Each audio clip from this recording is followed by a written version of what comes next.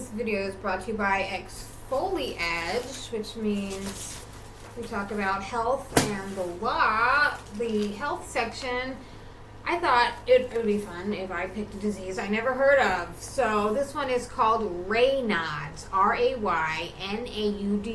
Raynaud's disease. Raynaud's disease is a condition that causes the arteries supplying blood to the skin to suddenly narrow and inhibit blood circulation, and as a result, specific areas of the body feel numb and cool. The most commonly affected areas are the toes, fingers, nose, ears. During an attack, the skin turns white and then blue. As circulation returns and warms the affected area, prickling, throbbing, stinging, or swelling sensation often accompanies it. These are attacks that are often triggered by stress or cold temperatures. Dum dum dum. The oils that Young Living recommends for this condition is fennel, clove, geranium, helichrysum, lavender, nutmeg, cypress,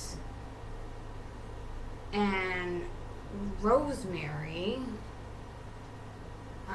The helichrysum, lavender are regenerating.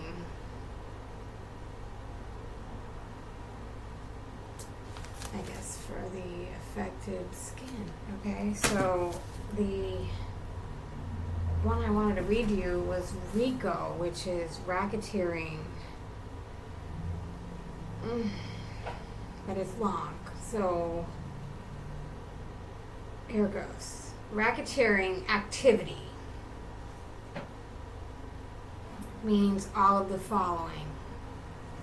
Any act which is indictable under any of the following provisions of this title, Title 25 relating to criminal homicide, Section 2706, terroristic threats, 29, kidnapping, Chapter 30, relating to human trafficking, Chapter 33, arson, criminal mischief and other property destruction, 37, robbery, Chapter 39, relating to theft and related offenses, 18, Pennsylvania, Statute 911, corrupt organizations. Findings. The General Assembly finds organized crime is a highly sophisticated, diversified, and widespread phenomenon which annually drains billions of dollars from the national economy by various patterns of unlawful conduct, including the illegal use of fraud, force, and corruption. Organized crime exists on a large scale within the Commonwealth of Pennsylvania, engaging in the same patterns of unlawful conduct which characterize its activities nationally.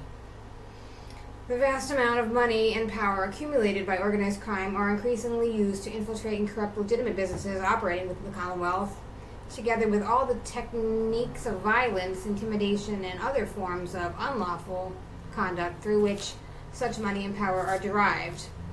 In furtherance of such infiltration and corruption, organized crime utilizes and applies to its unlawful purposes laws of the Commonwealth of Pennsylvania, conferring and relating to the privilege of engaging in various types of business and designed to ensure that such businesses are conducted in the furtherance of the public interest and general economic welfare of the Commonwealth. Such infiltration and corruption provide an outlet for illegally obtained capital, harm innocent investors, entrepreneurs, merchants, and consumers, interference with free competition, and thereby constitute a substantial danger to the economic and general welfare of the Commonwealth of Pennsylvania. And in order to successfully resist and eliminate this situation, it is necessary to provide new remedies and procedures.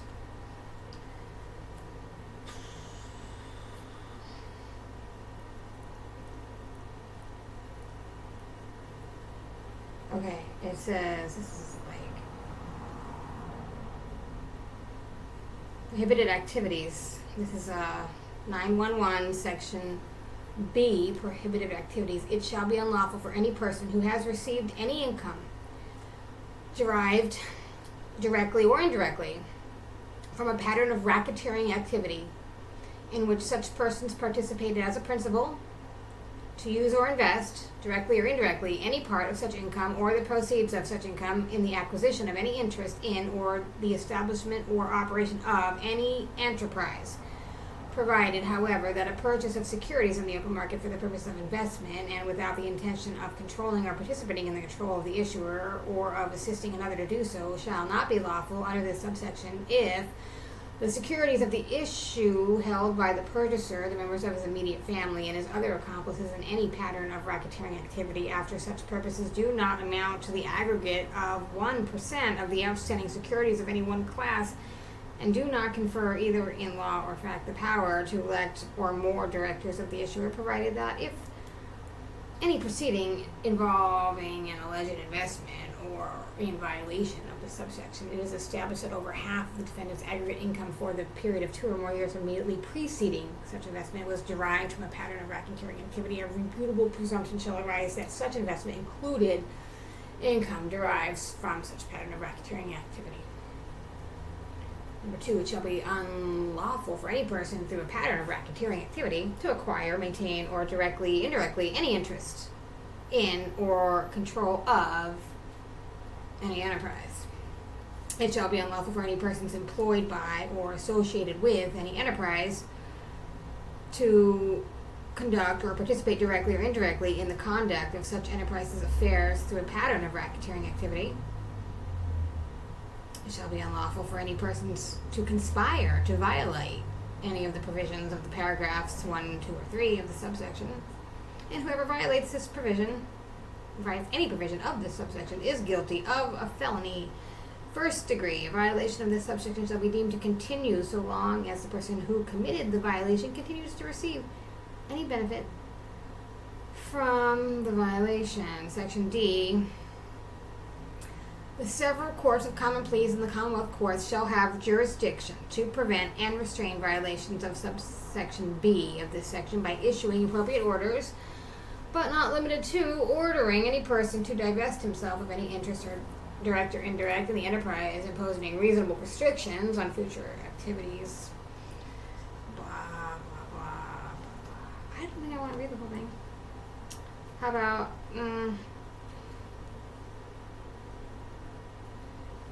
How about Section E, enforcement? The Attorney General shall have the power and duty to enforce the provisions of this section, including the authority to issue civil investigation demands pursuant to subsection F, institute proceedings under subsection D, and to take such actions as may be necessary to ascertain and investigate alleged violations of this subsection, and the attorney and the district attorneys of several counties shall have concurrent authority to institute criminal proceedings under this provision of this section, and nothing contained in this subsection shall be construed to limit the regulatory or investigative authority of any department, agency, or commonwealth whose functions might relate to enterprises or matters falling within the scope of this section.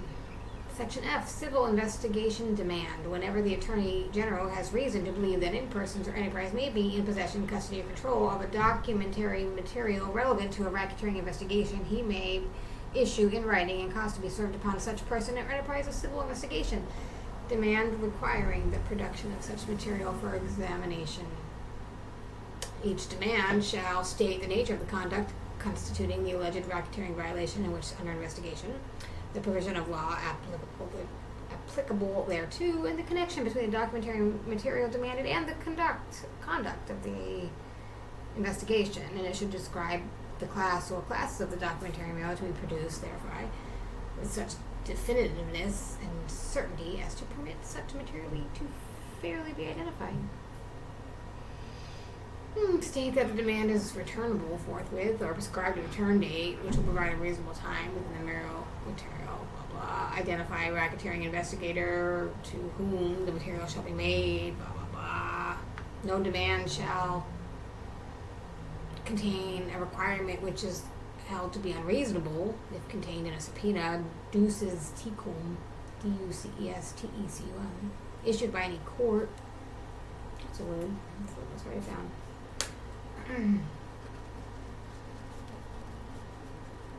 In connection with a grand jury investigation of alleged racketeering violation.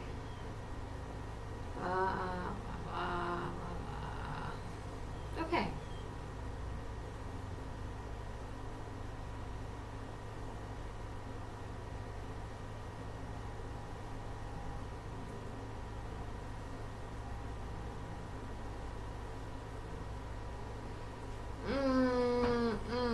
Well, it says whenever, Section G, immunity, whenever any individual refuses on the basis of his privilege against self-incrimination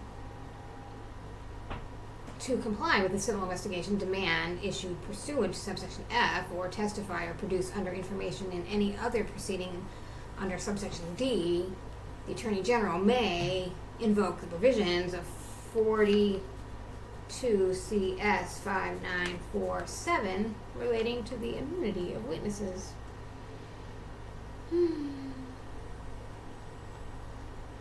Okay. And the Bible one, I was going to read from my website, which is where science meets religion. .blogspot.com. Here's a Revelation 11.2. The court outside the temple shall be tread underfoot for 42 months. Lamentations 5:12. Princes are hanged up by their hand. Faces of elders not honored. 1 Samuel 11:12, 13 and 14. The people said to Samuel, "Who is he that said, 'Shall Saul reign over us?' Bring the men that we may put them to death." And Saul said, "There shall not a man be put to death this day, for today the Lord hath wrought salvation in Israel." And then said Samuel to the people, "Come, let us go to Gilgal and renew the kingdom there."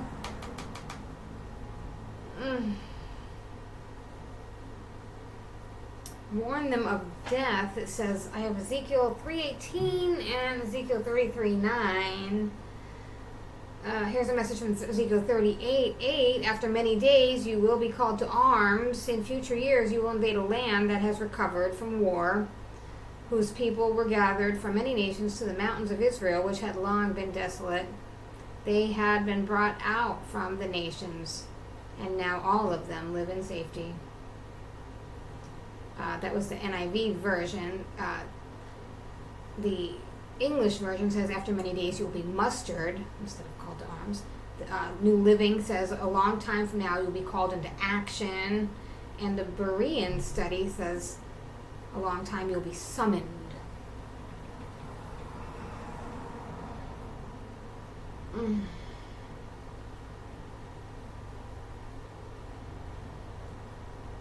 And a message from the Book of Mormon. And the men of Pachus received their trial according to the law. And also those kingmen who had been taken and cast into prison, they were executed according to the law. Yeah, those men of Pachus and those kingmen, whosoever would not take up arms in the defense of their country, but would fight against it, were put to death.